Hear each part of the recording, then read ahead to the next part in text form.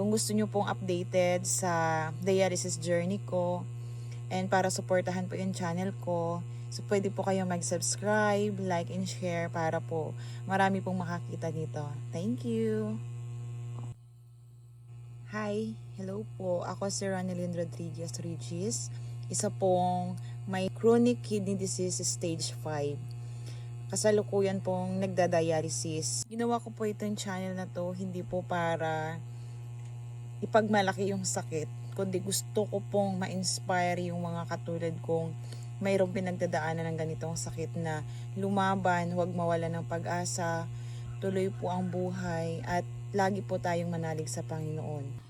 Ginawa ko rin po yung channel na to para po maging aware din po yung ibang tao sa sakit na CKD or yung tinatawag na chronic kidney disease.